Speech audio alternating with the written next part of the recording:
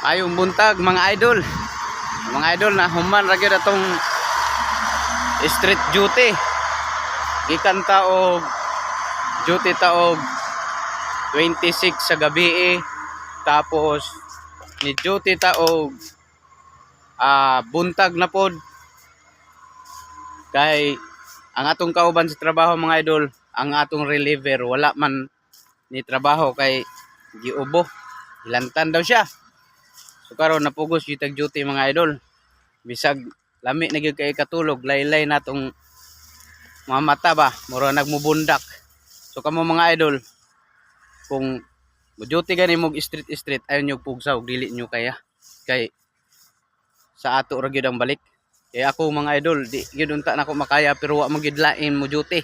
Unang 26 sa gabi kay panggabi man ko. Panggabi man ko. Duty ko tapos ni duty ko og buntag. Tapos ni duty na pug ko gabi mga idol. Sabado sa gabi 27 karon Domingo mga idol 28 na human ra gyud sa mata na ko mga idol action na gyud kuan yang anang kulat-kulat.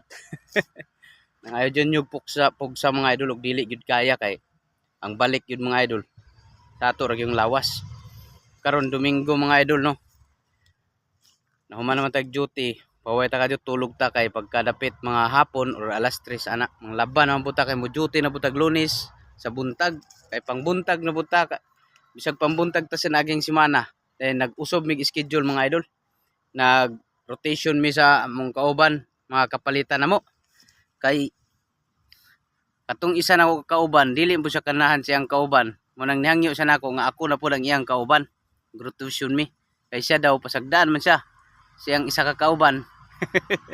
Dili man siya tabangan sa mga trabahoon. Nang nihangyo siya nga diri na pud siya daw nako. So kana sila mga idol, ako ra may gatrina na nila sa una pero ako silang gibaw pangbuhian diretso kay kuan man mga namay mga kaugalingon nga mga desisyon ba. Bisag makabalo lang sila gamay, wala na mura supak naman sila ang mga kabubuton pag kuan sila. So mo nang nibalik na pud siya nako, hangyo siya nga ako na pud daw iyang kauban.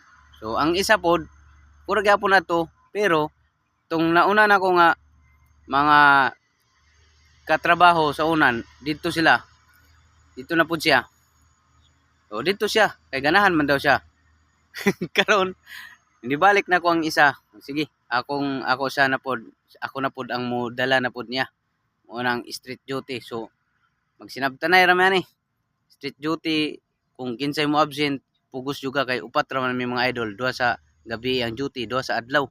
Unang pugson gyud ang kuan bisag dili ni gud gani kaya. Samot na og nay mo street og kawala mga idol mga 2 weeks lang. Alo jud kayo mangita gyud lain og kinsa gyud mo duty anang kuan na kay dili gyud lalim mga idol street duty. Samot na og mo street lang kag mga tulok adlaw pat kadlaw. Di na gid kaya sa mata mga idol. Kay sinang kag mo duty kag 12 hours. Mo out lang ka og walay operation ang planta, mo out lang ka 3 hours. 3 hours ra imong kuan ana pahuway sa maghapon. 3 hours ang akong pahuway pero wa gyud ko katulog mga idol. Kay unsaon maghikay pa man. Saon ba nimo pagkatulog maghikay man ka. Then sakto pud paghikay mo kaong ka. Wala na pud. Ang duty nimo hapit na pud makuan kay malit pud ka. Bawas man pud. Unang ningkamot kita agwantahon mga idol karon tulog ta Bitay na tong kuan mga idol. Agwanta lang. Agwanta lang ta ani. Taman sa magwanta sa lawas. Kamo mga idol no, og dili gyud kaya, ayaw gyud mo duty og street duty. Kay sa atong lawas gyud pa uli. Kuan ako mga idol og gibati. Bati na ako, pamaol, sakit likod. Kay lagi, wala gilaing mo duty. So, moro to mga idol no, mana atong duty.